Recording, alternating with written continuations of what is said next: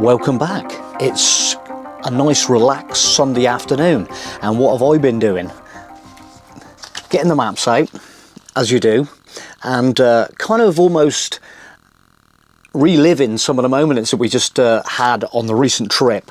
And it's really funny. I'm just because I in the back of my mind I thought I had a Cologne map, a street map, and anyway, just going through my very vast collection of maps and bits and pieces, books, travel books and stuff like that, there it is. And I was like, wow, that's pretty incredible, really. Not that we actually needed it these days, with obviously the Google Maps, all the information on the internet that you can find out.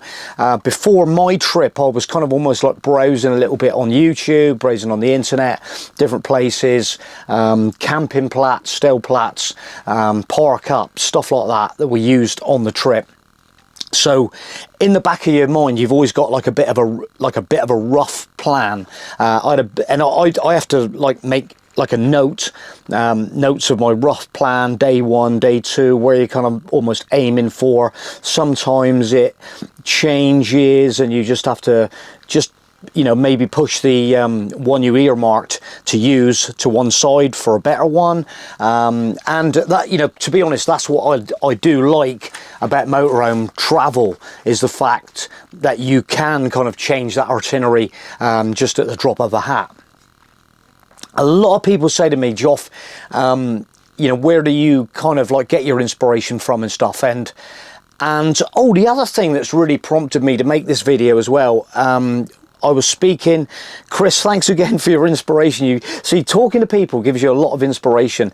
And I was talking to Chris on the phone the other night, the guy that came down to Cofton, that inspired a little walk around Teignmouth the other night, and it pushes on into other directions. And he was saying about he's never been abroad, and I'm kind of like, do you know what, Chris? You need to get yourself abroad.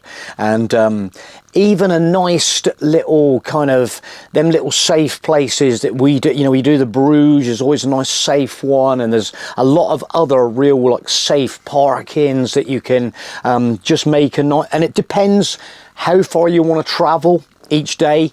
The trip that we just did was a very kind of almost relaxed pace for us. In fact, it was very relaxed.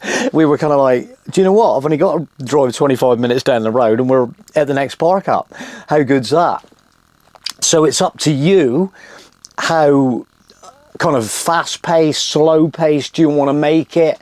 And I used to say to people a long time ago, a real nice trip is that the Mosel Valley, which we've never documented. We've been down there. I actually did a really nice Halloween trip down there a few years ago. We came down the Mosel, and I remember seeing there was a place called Wolf, and I wanted to be in this place called Wolf. I don't know why.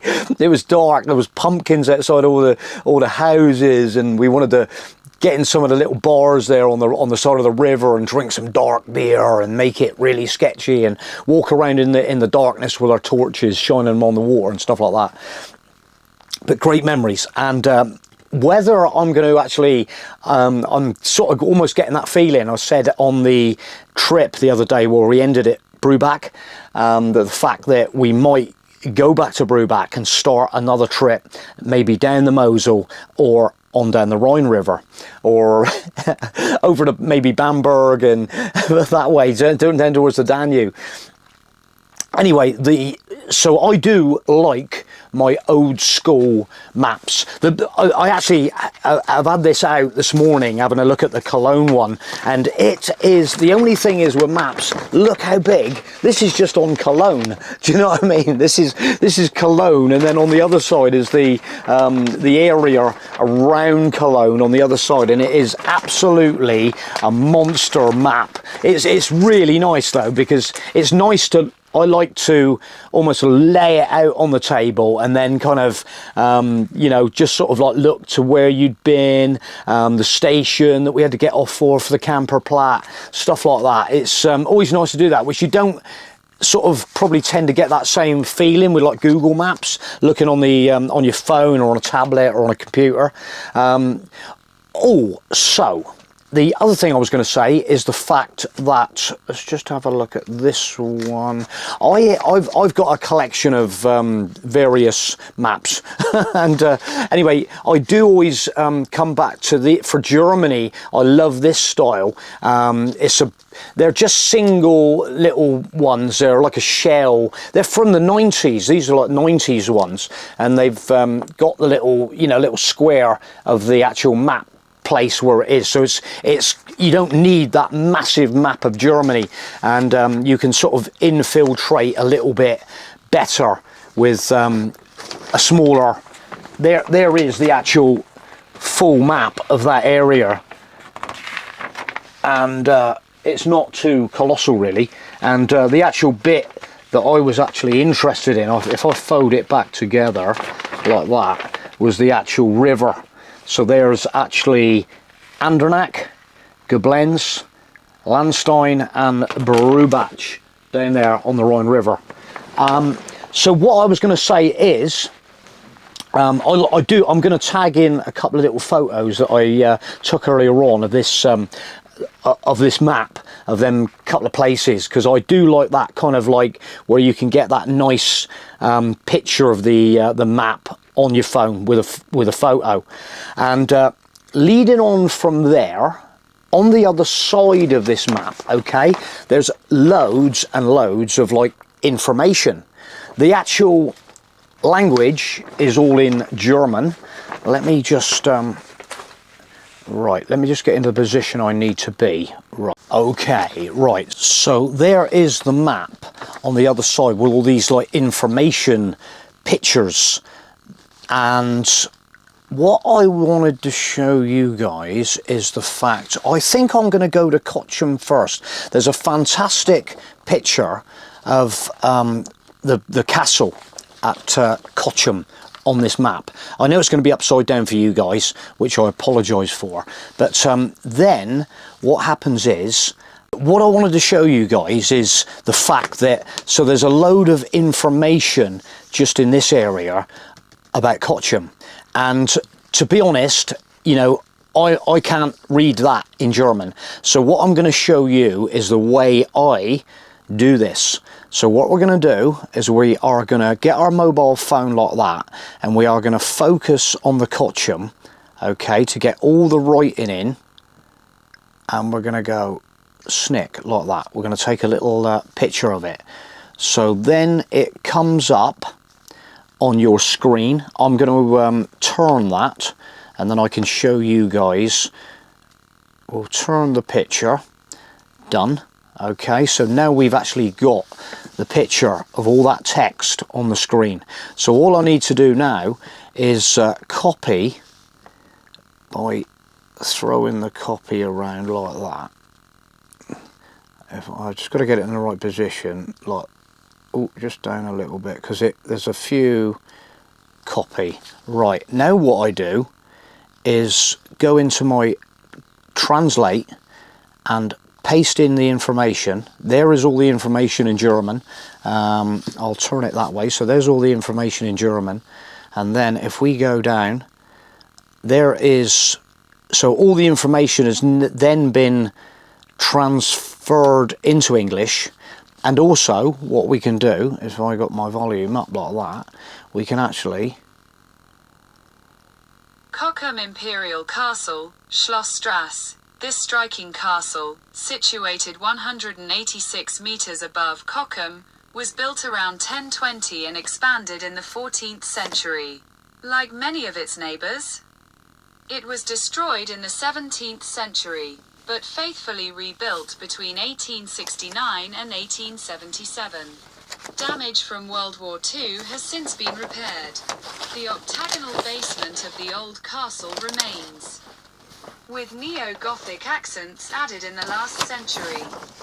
The castle is open to visitors. It can be reached via paths and an elevator. Catholic Parish Church of St. Martin, Kirchplatz, originally. A Franconian church stood here. The current church dates from the 16th century. A notable feature inside is the reliquary bust of St. Martin, circa 1600. Moselle Promenade. Along this very beautiful promenade, there are several houses worth seeing, number 12 and number 36. Market Square. At the Market Square in Cockham, the town was first mentioned in the 9th century as an imperial estate. So, do you get the general idea? That is how simple it is to get great information off a old German map, literature, stuff like that.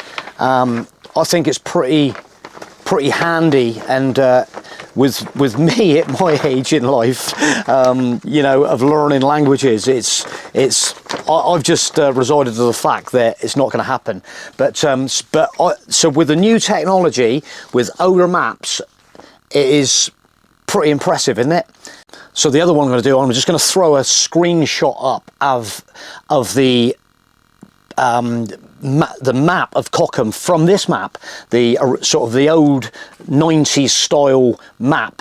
Let's get that up on the screen, and then it shows some viewpoints, some little bits and pieces. It's on the Mosel Weinstraat, so it's a oh, that leads me on to the next picture I'm going to put in. Shows you, and in fact in these maps it actually does the English version of what the little symbols on the map is. So it shows the Weinstraat as a tourist route, the scenic viewpoints, panoramic viewpoints, beautiful scenery. So yeah, that comes up on the, so all the information comes up on that little legend as well for the map on these maps, which is super handy as well. So you can see where the touristy routes are, the viewpoints, places of interest, stuff like that, without even scratching the surface of going and having a look on the internet for the information, even more information.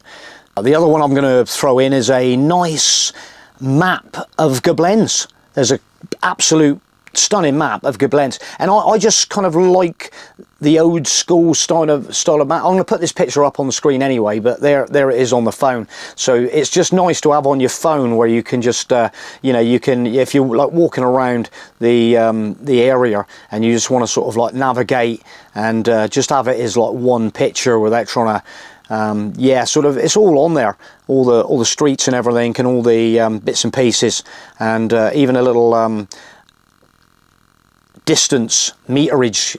It just, I like that retroness of a map. It's really weird, but I do love that. So oh yeah, just before I go then, I'll just show you another little so this was Brubach, and so I've taken a shot of all the information for Brubach, and I'm just going to I'll paste this in to my translator. I've copied it, and I'm going to go into Translate. I'm going to paste it into Translate. Okay, so it tells you all the information up on the screen, and let's just Marksburg Castle. Rising on a 170-metre high hill above the city, Marksburg Castle is the only undestroyed castle on the Rhine. Emperor Henry IV, 1050 to 1106, is said to have hidden in its so-called Emperor Henry Tower while fleeing from his son, the future Henry V. The square keep dates back to the 13th century. Many walls, battlements, round towers, and bastions were built between the 15th and 17th centuries. Today, the castle houses a museum, open year-round, that is well worth a visit. we didn't go up there. We didn't actually go up there. That's how, what happens with a motorhome trip is you go to a place, there's enough to sort of like, we were only there like sort of like one day, but you just run out of time. But maybe on the next kind of like visit, maybe we'll say, right, okay, we've actually talked about this castle, Marksburg Castle, and we know a bit of information about it, and it'd be like really interesting to go up and have a look and check out the museum. So that's how these kind of like motorhome trips and our travel sort of plans kind of escalate. And not only that, our good friends that we met at Brubach on the camper park at Hotel Bella Vista on the grass there was showing us some pictures of the castle and the museum up there, and we were like, wow, there were some really nice pictures. And like I say, there's so many things to see, so many things to get out there and have a look at, and interesting to share information like this, so it might inspire you to take a trip. If you haven't looked at our motorhome trip down the river, check it out. All the spots, all them Andernach, and I've been on these maps looking at Emmerich up on the top there. We didn't actually stop there, but there's a camper park up there, and then we come on down to Exanten and the Cologne thing, Dusseldorf, Duisburg.